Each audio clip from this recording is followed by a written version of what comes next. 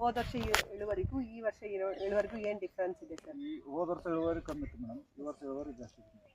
ಎಷ್ಟು ತೂಕ ಎಷ್ಟು ಆಗಿರ್ಬೋದು ಸರ್ ಅಂದಾಜು? ಮೇಡಮ್ ಒಂದು ಟನ್ ಹೆಚ್ಚು ಕಡಿಮೆ ಬಂದಿರ್ಬೋದು ಮೇಡಮ್. ಹೋದ ಸಲ ಕಡಿಮೆ ಇತ್ತು. ಮತ್ತೆ ಸೈಜು ಮತ್ತೆ ಶೈನಿಂಗ್ ಹೇಗಿತ್ತು ಸರ್? ಚಲೋ ಆಯ್ತು ಮೇಡಮ್. ಒಂದು ಯಾವ್ದು ತೋರಿಸ್ಬೋದಾ ಸರ್? ಯಾವ್ದು ಮತ್ತೆ ಬಂದಿರೋದಂದ್ರೆ ಸರ್ ಇದು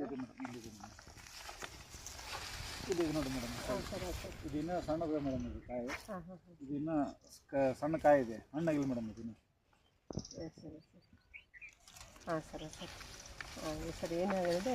hi sir, hi leaders. Sir Neelappa sir ಹೇಳ್ತಿದ್ದಾರೆ ಹೋದ ವರ್ಷಕ್ಕಿಂತ ಈ ವರ್ಷ ಇಳುವರಿ ಜಾಸ್ತಿ ಬಂದಿದೆ. ಮತ್ತು ಅವರು ಹೊರಗಡೆ ಏನು ಹಾಕ್ತಿದ್ರು ಗೊಬ್ಬರ, ಅದ್ರ ಜೊತೆಗೆ ನಮ್ಮ ಭೂವಸ್ತ್ರವನ್ನು ಹಾಕಿದ್ದಾರೆ, 180 ಗಿಡಕ್ಕೆ ಹಾಕಿದ್ದಾರೆ. ಮತ್ತು ಇಳುವರಿ ಕೂಡ ಮತ್ತು ಕಾಯಿ ಶೈನಿಂಗ್ ಕೂಡ ಚೆನ್ನಾಗಿ ಬಂದಿದೆ ಅಂತ ಹೇಳ್ತಿದ್ದಾರೆ. ಪೇರಲ ಗಿಡದ ಅಂದರೆ ತುಂಬ ಚೆನ್ನಾಗಿದೆ ಅಂತಲೇ ಹೇಳ್ಬೋದು.